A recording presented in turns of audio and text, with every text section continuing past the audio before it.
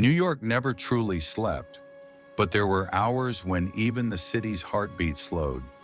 The streets thinned, the honking horns faded, and the skyscrapers became hollow shadows, looming over the hushed avenues. It was just after midnight when Grand Central Terminal, usually teeming with life, was reduced to a cavernous echo of itself. Fluorescent lights buzzed faintly, casting an anemic glow over the marble floors. The grand clock in the center marked the hour with a hollow tick, and the silence that followed carried something unsettling, as if the station itself were holding its breath. Detective Marcus Hale had always hated the graveyard shift. He preferred the chaos of the day, the noisy calls, the petty thefts, the endless chatter of the city that made him feel part of something alive. But tonight, he stood alone at the edge of track 27, the tape still being strung up by a pair of uniforms whose eyes darted nervously to the shadows. A body lay near the edge of the platform, crumpled, blood pooling in a slow, lazy spread across the concrete. The victim had been a man, mid-30s, his throat slashed so deeply it seemed almost surgical. His eyes were wide open, frozen in a stare of disbelief, as if death had caught him mid-thought. The dispatcher's call had been vague. A commuter had found the body when returning for a dropped wallet. But Marcus knew the look of a scene too carefully staged to be chance. The man's briefcase sat upright beside him, as though placed with intention. The train schedule board above flickered, the letters momentarily scrambling into nonsense before stabilizing again, announcing the next departure that would never arrive. The uniforms shifted, uncomfortable.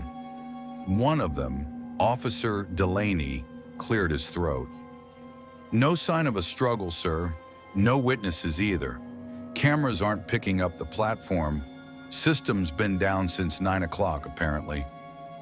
"Convenient," Marcus muttered. His voice carried in the emptiness, bouncing back like a whisper not his own. He crouched by the body, inspecting the wound, the angle, the precision. It wasn't rage, wasn't clumsy. Whoever had done this had done it before. The killer had taken their time, in a place where time was measured in seconds and departures. That in itself sent a chill down Marcus's spine. He stood and looked toward the tunnel yawning beyond the tracks. The darkness there seemed to breathe, as though something alive pulsed in its depths. He told himself it was the city's underground hum, the trains and vents that ran unseen. But it gnawed at him. The station felt wrong. Not just crime scene wrong, wrong in its bones, as if it had been waiting for this.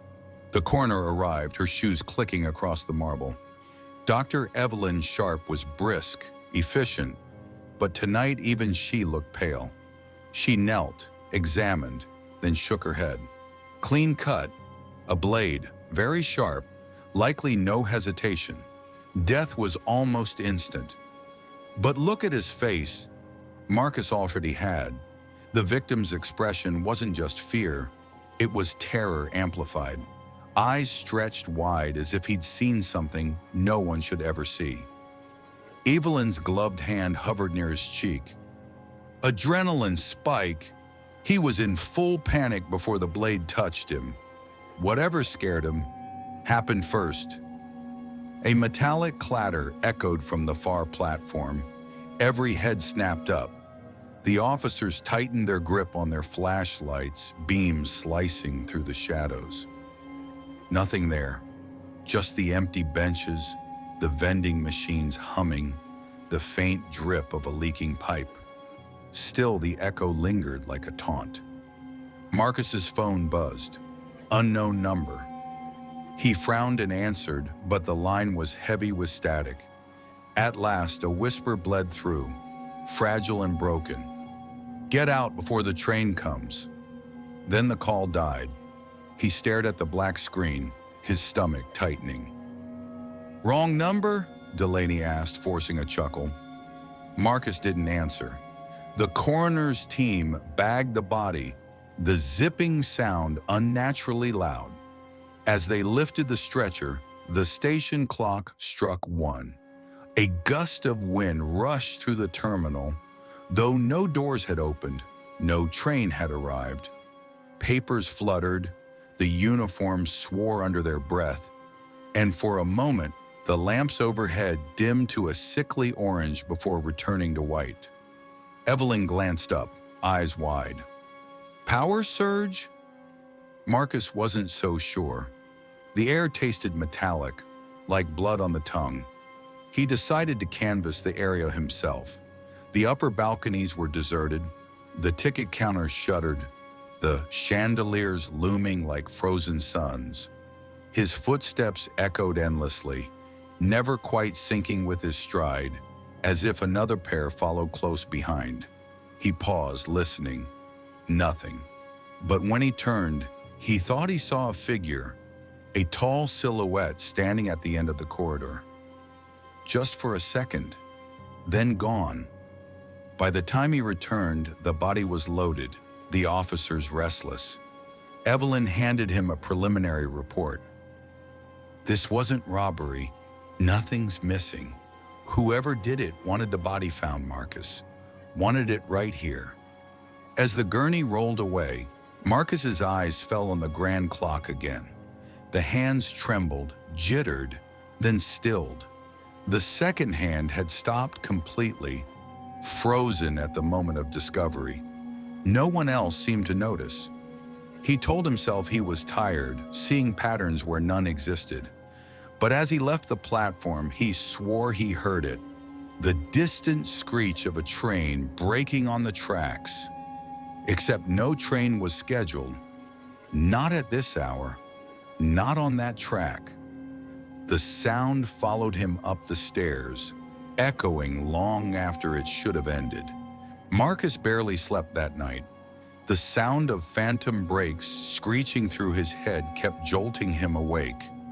When he did manage to close his eyes, the dead man's face appeared.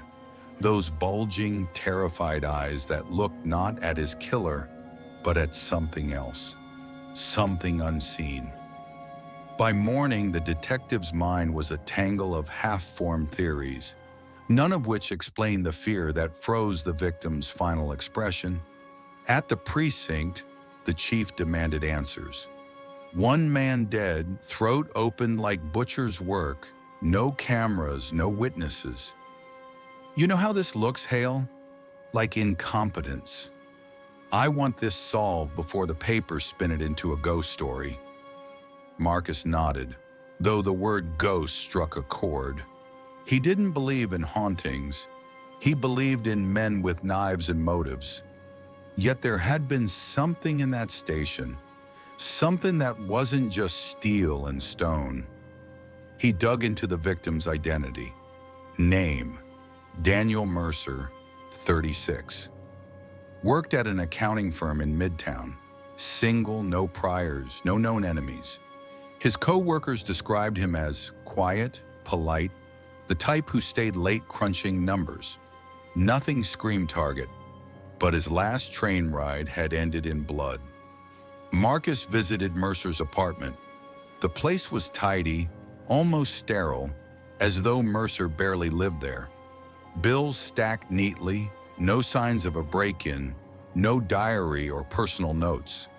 But on the desk lay a Metro North timetable, and one departure time circled in red ink. 1:03 a.m., track 27.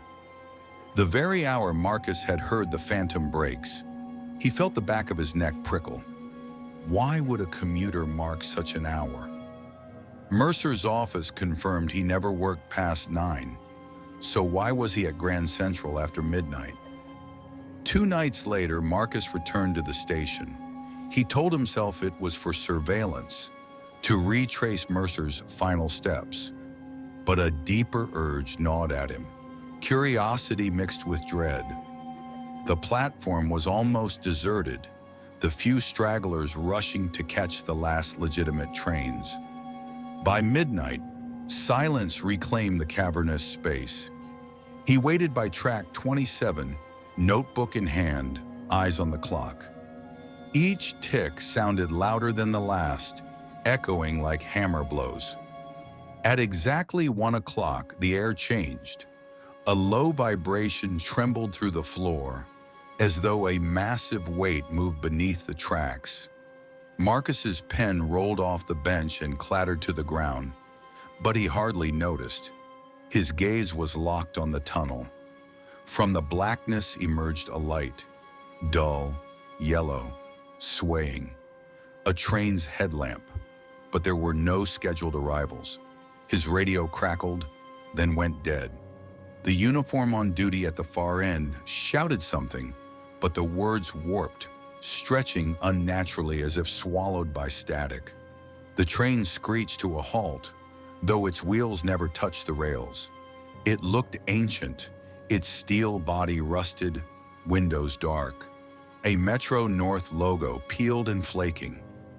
Marcus's breath fogged as the temperature plummeted. His gut screamed at him to run, but his legs rooted to the spot. The doors slid open with a groan. Inside was pitch black. No passengers, no conductor. Just the hollow invitation of an empty carriage. Then he heard it. Footsteps behind him. Slow, deliberate, matching the rhythm of his heartbeat. He spun, flashlight beam slicing across the marble. Nothing. But the footsteps continued, circling him, closer each second. The air filled with whispers, dozens of voices overlapping, pleading, warning, crying. Marcus staggered back, nearly falling onto the tracks. The whispers condensed into one chilling phrase, hissed by a chorus of unseen throats. "Leave before it takes you." The train's doors slammed shut. With a screech like tearing metal, it vanished into the tunnel, leaving only silence. Marcus stumbled out of the station, chest heaving. Logic told him he had hallucinated, stress-induced, but the chill clung to him long after he reached the safety of his car. The next morning, he filed no report of the phantom train. He simply noted, "Surveillance inconclusive," but his hands trembled as he wrote. 2 days later, another body turned up. Same platform, same time. A young woman this time, her throat carved open, her eyes wide in that same frozen terror. Her Metro card was still in her hand. The chief nearly exploded. "2 murders in 3 nights, Hale? What the hell is happening in my city?" Marcus didn't answer. He was already thinking of the whispers, of the timetable circled in Mercer's apartment. He knew where he had to go next. Through contacts in city archives, he dug into Grand Central's history. Buried in old newspapers was a forgotten incident. In 1923, a midnight train derailed leaving track 27. Dozens died in the dark tunnel, trapped and burned alive when sparks ignited spilled oil. Survivors claimed they heard voices begging them to stay off the train, moments before disaster struck. Their accounts were dismissed as trauma. The track reopened months later, and the tragedy faded from memory. But Marcus saw the pattern. The 1:03 a.m. train, the phantom brakes, the whispers. The dead commuters weren't random victims. They had been chosen, pulled into the echo of that disaster, forced to ride a train that never reached its destination. The more he read, the more obsession consumed him. He stopped going home, sleeping instead at his desk, surrounded by yellowed clippings. Evelyn Sharp visited, concern etched in her face. "Marcus, you're unraveling. This isn't police work anymore, it's folklore." "2 people are dead," he snapped. "Their eyes, did you see their eyes? They didn't just see a killer, they saw that train." Evelyn hesitated, then lowered her voice. "I'll admit something. During the autopsy, I found traces of ash in their lungs, as if they'd inhaled smoke. But their clothes were clean, no burns, no fire at the scene. It doesn't make sense. Her words chilled him more than the phantom train ever could. That night, Marcus returned to track 27, alone. He carried no badge, no radio, just a flask of courage and the determination to end the cycle. He waited on the bench, staring at the tunnel, until the clock struck 1. The vibration came, stronger than before. Lights flickered. The phantom headlamp emerged. The train screeched to a stop, rust screaming against rails that weren't there. The doors opened. Whispers flooded the station. Marcus stood, forcing his legs to move, and stepped inside. The carriage smelled of smoke and rot. Seats torn, windows cracked. Shadows filled every corner. Then the lights blinked on, revealing the passengers. Dozens of them. Men, women, children. Their faces pale, eyes wide, throats slit open, blood dried to black stains. They sat frozen, staring forward, as though waiting for a journey that never ended. Among them, Marcus saw Mercer and the young woman. Their lifeless gazes turned toward him in unison. "Why me?" Marcus whispered. The voices answered together, rattling the glass. "Because you stayed." The doors slammed shut. The train lurched forward, dragging him into the tunnel's abyss. He screamed, but no sound left his throat. The darkness swallowed him whole. Days later, Evelyn Sharp filed her report.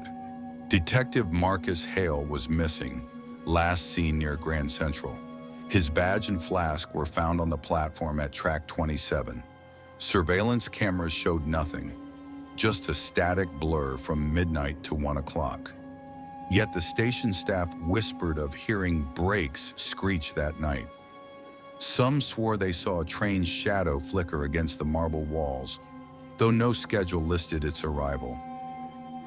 The murders stopped, but commuters who lingered past midnight spoke of a tall man in a trench coat standing near the tunnel, his eyes empty, his face pale, watching.